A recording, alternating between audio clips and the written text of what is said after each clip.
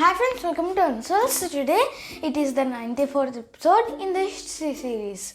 So today we're going to discuss about another language family, and that is the Turkic language family of Asia and Europe. Yes, there are only small bits in Europe but mainly in Asia as a whole. So let's begin. So let's just draw the region quickly. This is the Baltic, Turkey, Iran, next just India and beyond. So the Black Sea and beyond. Okay. So the top region is Russia, and that's it. Yes. So this is just the region. And also Africa. Africa exists somewhere over there. Wait, a bit less south. Okay. So now let's begin. So Turkic languages are spoken in a lot of regions across Asia, mainly in Asia. Yes. So there are many subdivisions again. Big languages include Turkic, Azerbaijani, and also Azerbaijani extends up to here. Next, Tatar languages and all of its sub-varieties, and the Kazakh. Next, Kyrgyz, Uzbek, and Turkmen. There's the Caspian Sea, right? Turkmen. Yeah, there are so many languages.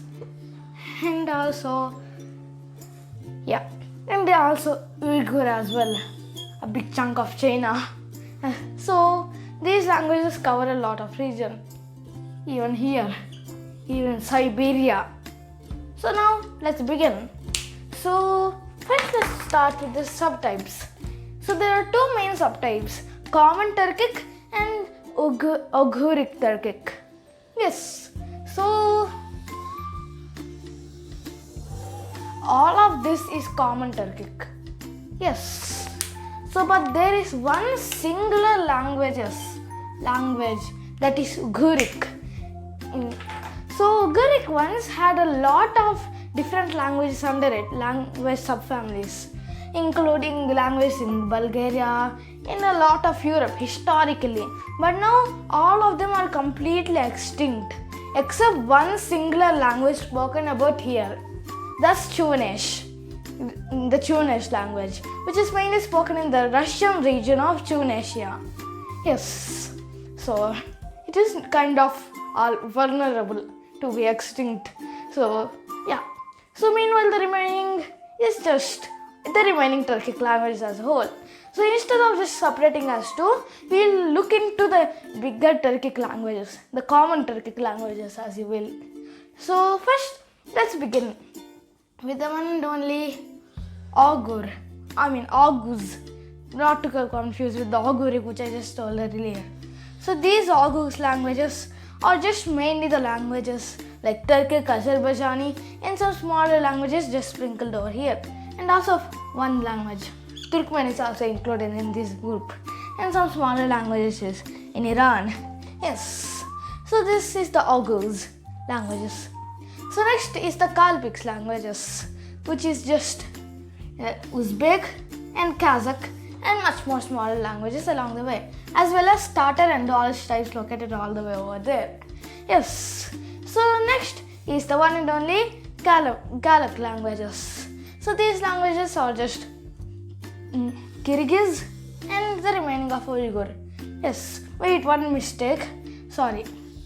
The Kalpik languages are Kyrgyz and Kazakh and all the others. Meanwhile, the Galak languages are Uzbek and Uyghur. That's one small confusion. These two are the main of these. So next are the Siberian Turkic languages. Languages which are located in Siberia. Languages including Tuvan, Altai, etc. There are still many more languages which are not included in this list, but are way more smaller, but still are located in a bigger area, like Yakut, spoken in Yakutia. Yeah.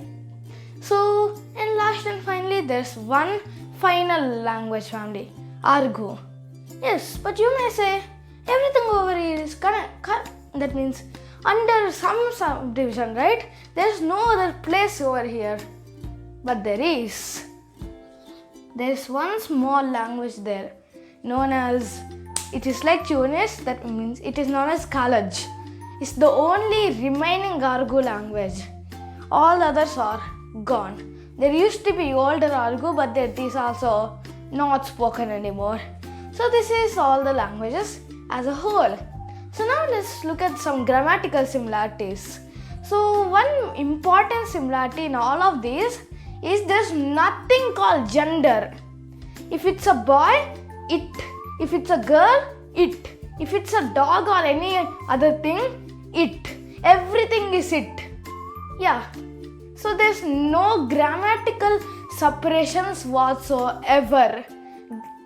I mean gender separations. So there's not even a gender in all of these languages. Yes. So next one is the order of a sentence. Normally in English it is a subject, verb and object. In here, just like the Dravidian languages, it is subject, verb.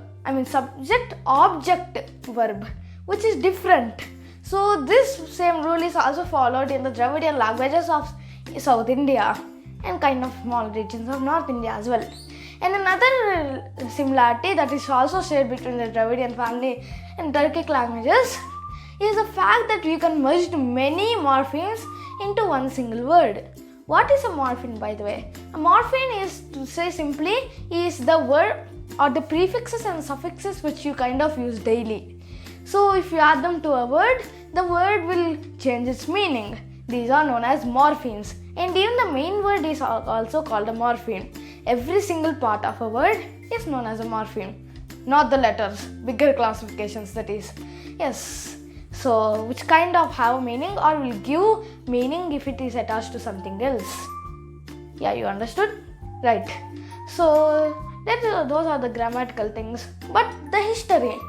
So many theories suggest that these languages started from a region from here, between those two regions. Okay. So that means most likely it started in Mongolia. Sweet Mongolia, at this region, specifically between Russia and Mongolian border, along with Chinese border as well. Yes. So there were also some Turkic people which did not use these specific languages which we used. Yes. So they were kind of nomadic people. You understood? Nomadic people. So they used to trade with each other a lot. Not just trading, they used to share their cultures with each other. So this started by creating a new language, the Proto-Turkic language. Yes. So from this will emerge a lot more languages. So these Turkic peoples and these Mongolian peoples exchanged a lot of words, giving each other more and more loan words as time passed. But as time passed again, the Mongols started to give the Turkish less loan words, but the Mongolians were taking more loan words from Turkey. Yeah. So mainly the Turkish were given to the Mongolians, the words, not the culture or things like that. They already gave that years ago. Yes. And there's again more proof that they also did the same thing with Koreans and Japanese and more people that are down there. And also there's also another language family around the Siberian region known as the Tungusic languages. So these languages also have many loan words from both of these. Yes, mainly with the Mongolians. The Tungusic. Yes. So even if the Tungusic are a separate language family, they still had many ties with the Mongolian and the Turkics. Yes. So they will both later merge and form the newer language family, the Turkic language family. Yes. And another thing, this language which I told earlier, Szechuan. Yes. So the one which was in a complete separate language language subdivision compared to all the others. Inside the Ugaric, people say that it might be a completely different language family on itself, the Ugaric language family. But just for the sake of it, in the things like, because it is kind of related with all of these languages, it is still counted. But again, there are many differences in its grammar. Many things are missing while some things are still there. So yeah, this was today about the Turkic language family. Bye.